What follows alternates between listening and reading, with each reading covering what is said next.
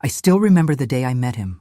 The rain was falling softly outside that little cafe, and he walked in, shaking water from his hair, smiling like the whole world had just handed him a gift. His name was Arjun, and from that moment I thought, this is the man I've been waiting for. I was 26, working 2 jobs, building my small interior design business from the ground up. I believed in love the way some people believe in miracles. And Arjun? He made me believe I had finally found mine. For 5 years, I poured everything into us. I paid the rent when his startup failed. I cooked dinner at midnight after my long shifts so he could focus on his dreams. Introduced him to my family. I defended him when my friends whispered that something felt off. I told them they didn't understand him the way I did. I was so sure of our love.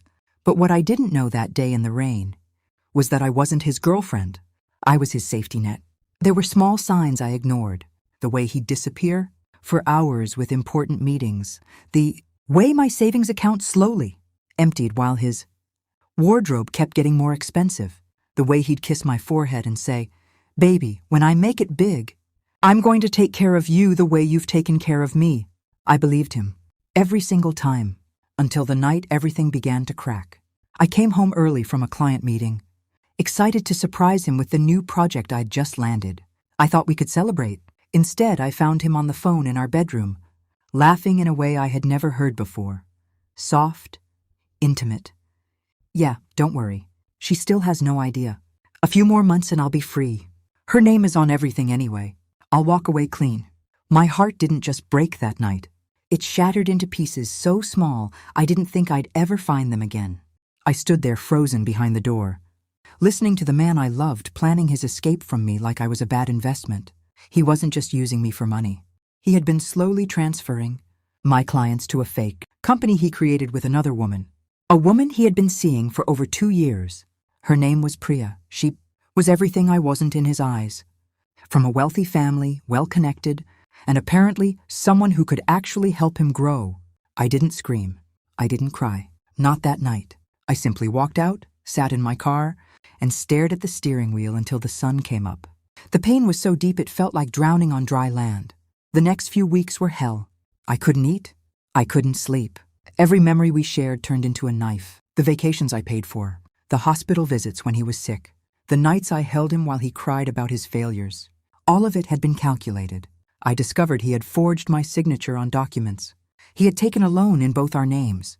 He had told his friends I was too clingy. And holding him back, the man I loved, had been building a new life while slowly destroying mine. But the worst part? Even after knowing all of this, a part of me still loved him. That's what broke me the most. How could I still miss someone who had treated my heart like it was disposable? I spent nights crying on the bathroom floor, asking the universe why I wasn't enough, why my love was never enough. Until one morning, something inside me shifted.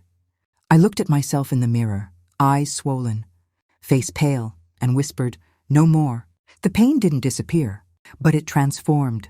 It turned into something cold, something clear, something powerful. I stopped being the victim in my own story. I started documenting everything, every transaction, every fake signature, every message I could recover from his old laptop. I hired a good lawyer quietly. I reached out to the clients he had tried to steal. And most importantly, I stopped warning him. He still thought I was the same loving blind girl he had used for 5 years. He had no idea I had already become someone else. 3 months later, on the day he thought he was finally going to leave me, Karma arrived wearing my face. He came home smiling, talking about a big opportunity that required him to travel. He even had the nerve to ask me to pack his bags. Instead, I handed him an envelope. Inside were the police reports, the bank statements, the evidence of fraud, and the notice that his new business with Priya had been reported for money laundering. The same connections Priya had once bragged about, they turned against them when the scandal broke. Arjun's face went white. His hands started shaking. For the first time in 5 years, he looked at me and actually saw me. "Why?" he whispered, voice cracking. I looked him straight in the eyes, the same eyes I once thought held my forever, and said softly, "Because for 5 years you used my love like it was nothing. Now you'll understand what nothing feels like." He lost everything. The fake company collapsed. Priya left him when the money dried up. His reputation was destroyed in our professional circle. The loan he took in both our names? I settled my part and made sure the court knew exactly who was responsible for the rest. I didn't destroy him out of hate.